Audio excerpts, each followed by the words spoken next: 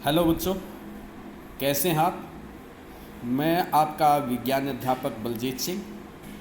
आज हम पाठ नंबर 7 8वीं कक्षा का पौधे एवं जंतुओं का संरक्षण इसका अध्ययन शुरू करेंगे। कक्षा 7 में हमने प्रोफेसर अहमद और वन में पशु चराने वाले जो बच्चा टीबू था उसके साथ वन भ्रमण किया था। इसके साथ साथ कक्षा के जो दूसरे बच्चे हैं वो भरतपुर अभ्यारण्य के लिए भ्रमण करने गए थे। भरतपुर जो है ये राजस्थान के अंदर है। इसके अलावा कुछ ने काजीरंगा राष्ट्रीय उद्यान, काजीरंगा ये असम के अंदर पड़ता है और गैंडे के लिए मैसूर है। लोकचाऊ वन्य जंतु अभ्यारण्य है। ग्रेट निकोबार बायोस्फीयर रिजर्व, ये जो निकोबार हमारे द्वीप समूह हैं उनके अंदर है। बाघ संरक्षित अक्षेत्र के बारे में इनके बारे में सुना था।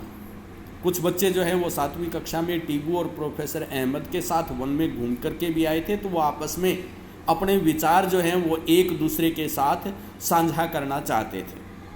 आज का हमारा जो मुख्य टॉपिक है वो है वनोन्मूलन और इसका कारण। सबसे पहले वनोन्मूलन। वनोन्मूलन का मतलब होता है वनों का कटाव, वनों को काट देना, पेड़ पौधों को काट देना। वनोन्मूलन, उन्मूलन, उन्मूलन का मतलब हटाना, नष्ट करना।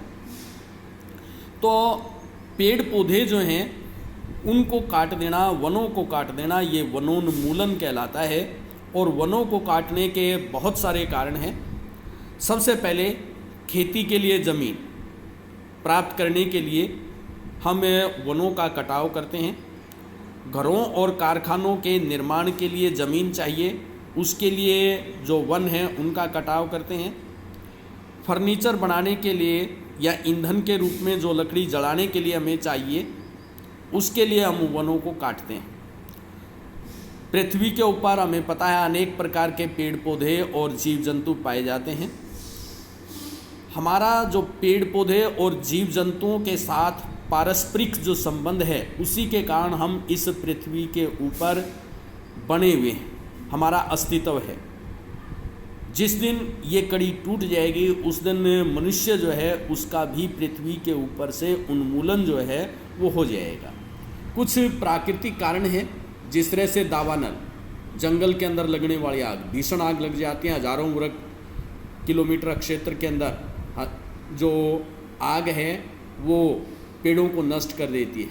और भीषण सूखा यदि किसी स्थान के ऊपर पड़ता है तो वहाँ भी बहुत सारे वृक्ष जो हैं वो ख़त्म हो जाते हैं। ये भी वनोन्मूलन का एक कारण है।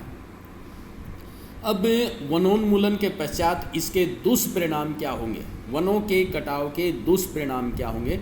सबसे पहला है भाई, वनोन्मूलन से पृथ्वी का तापमान और प्रदूषण का जो स्तर है वो बढ़ रहा है। पृथ्वी का तापमान बढ़ने से क्या होगा, पूरे संसार का तापमान यदि बढ़ जाता है तो इसको कहा जाता है विश्व उष्णन, यानी संसार गर्म हो रहा है, जिसके कारण से ध्रुवों के ऊपर पड़ी हुई बर्फ़, पहाड़ों के ऊपर पड़ी हुई बर्फ़ के जो ग्लेशियर हैं वो पिघल जाएंगे और सारा पानी बह करके समुद्र में आ जाएगा और समुद्र तल बढ़ जाएगा, जिसके कारण से समुद्र के किनारे बसे हुए जो शहर है वो जलमग्न हो जाएंगे, पानी में डूब जाएंगे। प्रदूषण के स्तर में वृद्धि होना ये भी वनोन्मूलन का कारण है। वन जो हैं वो प्रदूषण को घटाने का काम करते हैं। इसके अलावा वनोन्मूलन के कारण जो ज़मीन के नीचे का पानी है उसकी मात्रा जो है वो भी कम हो जाती है, क्योंकि जहाँ पर पेड़ पौधे नहीं होते वहाँ से बारिश का पानी रिस करके ज़मीन के नीचे कम जाता है। जहाँ पे पेड़ पौधे ज़्यादा होते हैं वहाँ पानी का रिसाव जो है ज़मीन के अंदर वो ज़्यादा होता है। इसके अलावा ज़मीन की जो उर्वरा शक्ति है उसमें कमी आ जाएगी, उपजाऊ शक्ति कम हो जाएगी। सूखे और बाढ़ जैसी आपदाएं जो हैं, किसी स्थान के ऊपर बाढ़ आ जाएगी, किसी पे सूखा पड़ जाएगा, इस तरह की आपदाएं जो हैं वो वनोन्मूलन के कारण आ सकती हैं। इसके अलावा आप सभी को पता है कि पौधे प्रकाश संश्लेषण की क्रिया के द्वारा अपना भोजन बनाते हैं और उसी भोजन को सभी जीव उपयोग करते हैं। अब इस क्रिया के अंदर वो वायुमंडल से कौन सी गैस लेते हैं? Carbon dioxide. कार्बन डाइऑक्साइड वायुमंडल से लेंगे तो हवा में कार्बन डाइऑक्साइड घटेगी, प्रदूषण घटेगा। और इसका उपयोग जो है वो भोजन बनाने के अंदर कर लेते हैं। यदि पौधों की कमी होगी, पौधे कम होंगे, तो वायु में से वो कार्बन डाइऑक्साइड ज़्यादा नहीं ले पाएंगे, जिसके कारण से हवा में कार्बन डाइऑक्साइड की मात्रा बढ़ेगी, जिसका प्रभाव होगा विश्व उष्णन, संसार का तापमान बढ़ जाना। इसके अलावा जो पेड़ पौधे हैं, मैंने अभी बताया था, मृदा अपरदन, भूमि का जो कटाव है उसको रोकने का काम करते हैं। ऊपर की परत जो है उसको कटने से बचाते हैं। यदि वनोन्मूलन हो जाए, यानी वनों की ज़्यादा कटाई हो जाए, तो ऊपर की जो परत है, जो उपजाऊ परत है, वो हवा के द्वारा या पानी के द्वारा जो वो कट जाती है, और नीचे की जो ज़मीन, अनुपजाऊ ज़मीन है, वो ऊपर आ जाती है और धीरे धीरे सारी ज़मीन बंजर होती चली जाती है। इसको कहा जाता है मरुस्थलीकरण, मरुस्थल बन जाना ज़मीन का।